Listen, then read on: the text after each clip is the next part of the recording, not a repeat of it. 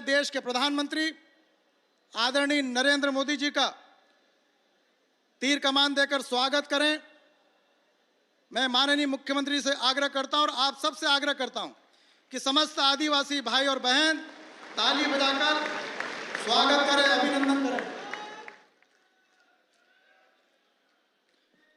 आज के इस महाकुंभ के आयोजन पर स्वागत भाषण के लिए मध्य प्रदेश के भारतीय जनता पार्टी के जनजाति मोर्चे के प्रदेश के अध्यक्ष सम्मानीय कल सिंह भाभर जी को आमंत्रित करता हूं कि स्वागत भाषण दें। आदरणीय कल सिंह भाभर जी।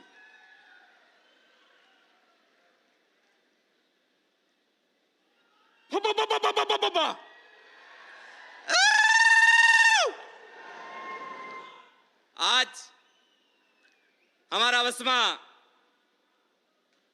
हमारा देशना निर्माता અને પૂરા વિશ્વના પ્રસિદ્ધ એવા લોકલાડીલા प्रधानमंत्री आदरणीय नरेंद्र मोदी जी हमारा वसमा है।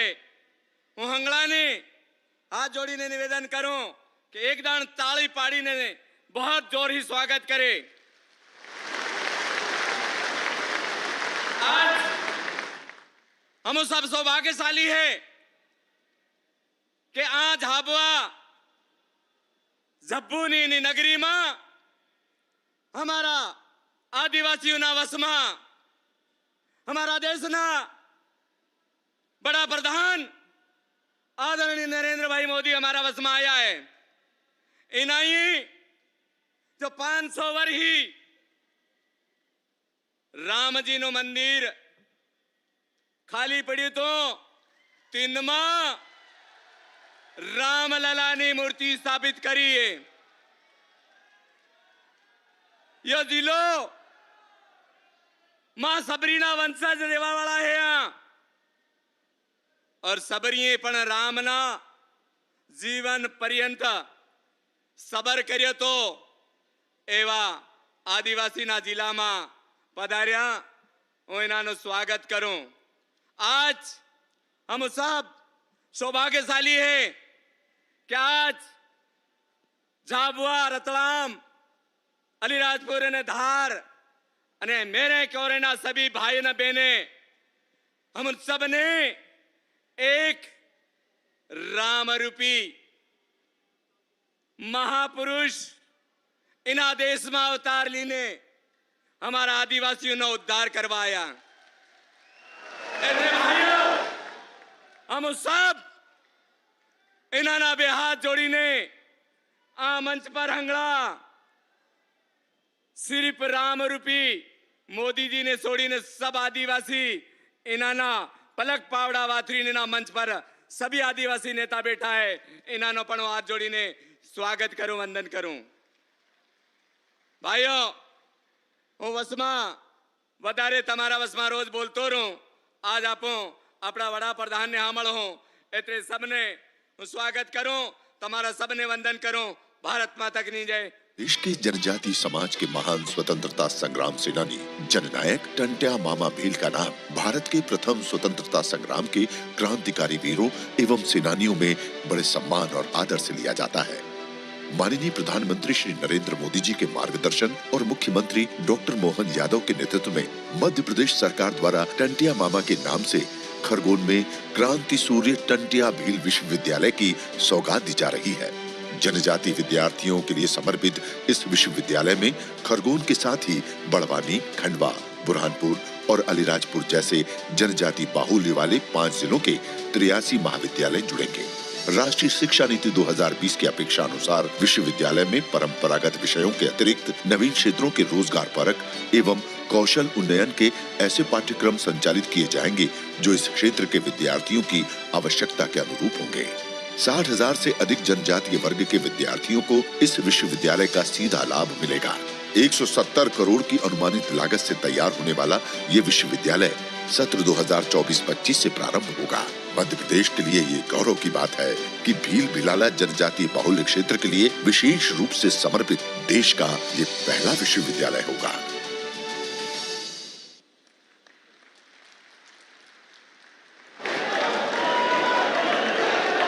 भारत माता की माता की, बाबा डूंगरदेव की, बाबा डूंगरदेव की। बधा भाई बहन ने राम राम। केम छो? हाँ।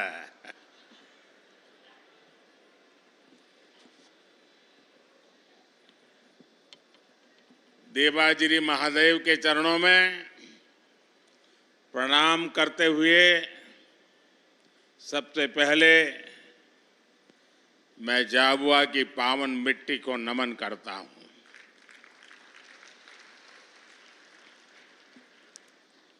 आप सब इतनी बड़ी संख्या में मुझे आशीर्वाद देने के लिए पधारे हैं। मैं आप सबको, विशेष करके हमारी माताओं बहनों को और इस क्षेत्र के जनजातीय समाज को भी आदरपूर्वक नमन करता हूं।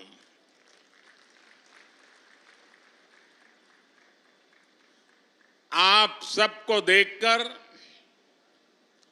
मन में वैसी ही खुशी हो रही है जैसी अपने परिजनों से मिलकर के होती है।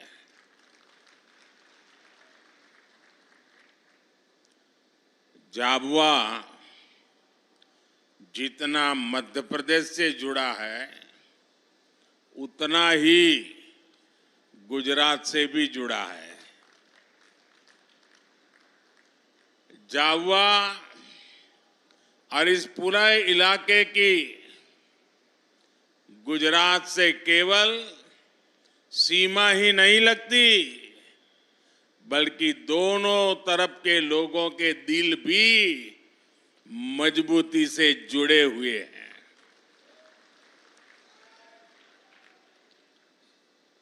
गुजरात में रहते हुए मुझे यहाँ के जनजीवन से, यहाँ की परंपराओं से करीब से जुड़ने का अवसर मिला था। इसलिए जब भी मैं आपके बीच आता हूं तो वो भाव ताजा हो जाता है। इन दिनों हमारे इस इलाके में तो भगोरिया की तैयारियां चल रही होगी। चल रही है ना? मैं आप सबको भगोरिया की बहुत बहुत शुभकामनाएं देता हूं। साथियों, भगोरिया से पहले मुझे आप सबके बीच आकर ढेर सारी सौगात, विकास की योजनाएं आपके चरणों में सुपुर्द करने का भी सौभाग्य मिला है। कुछ देर पहले मैंने झाबुआ, खरगोन, खंडवा, बड़वानी, धार, अलीराजपुर समेत पूरे एमपी के लिए हजारों करोड़ रुपए की योजनाओं का लोकार्पण भी किया है। झाबुआ के किसानों के गांव भी समृद्ध हो, इसके लिए आज आदर्श ग्राम योजना की विकास राशि भी जारी हुई है। इस क्षेत्र की कनेक्टिविटी को बेहतर करने के लिए आज मध्य प्रदेश में कई बड़ी रेल परियोजनाओं को भी शुरू किया गया है। आज से रतलाम और मेघनगर रेलवे स्टेशन को आधुनिक बनाने का काम भी शुरू हो रहा है। जनजातीय समाज की मेरी करीब 2 लाख बहनों बेटियों के खातों में 1500 रुपये भी आज भेजे गए हैं। एक साथ विकास के इतने सारे काम ये बता रहे हैं मध्य प्रदेश में फिर से एक बार बनाई हुई ये डबल इंजन की सरकार डबल तेजी से काम कर रही है। विकास के इस महाअभियान का श्रेय मध्य प्रदेश की जनता को जाता है। मैं आप सबको इसके लिए बहुत बहुत बधाई देता हूं। साथियों, यहां आपके बीच आने से पहले मैंने देखा कि मेरी इस यात्रा को लेकर खूब चर्चाएं भी हो रही है। भांति भांति की बातें लिखी जा रही है, भांति भांति की बातें बोली जा रही हैं। कुछ लोग कह रहे हैं कि मोदी मध्य प्रदेश में झाबुआ से लोकसभा की लड़ाई का आगाज करेगा।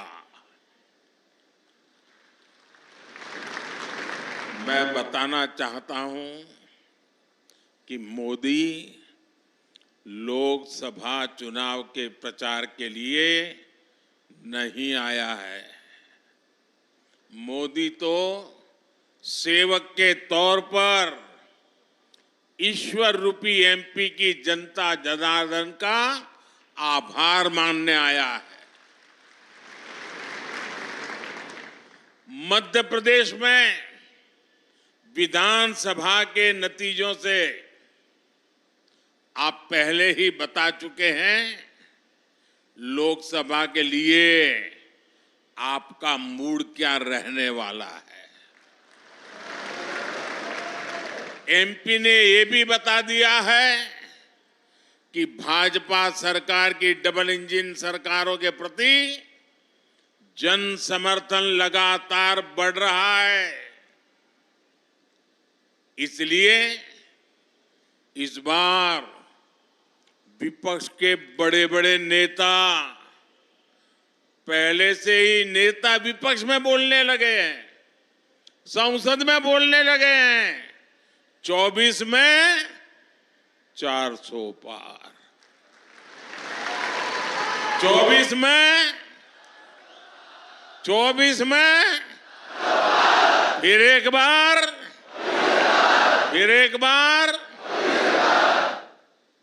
लेकिन इसके पहले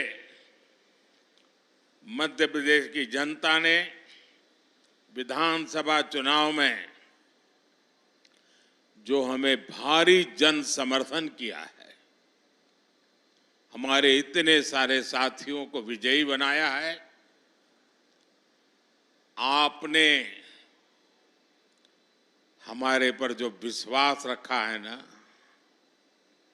मैं आज फिर एक बार गारंटी देता हूं कि इस विश्वास के अनुरूप हम दिन रात आपके लिए काम करेंगे।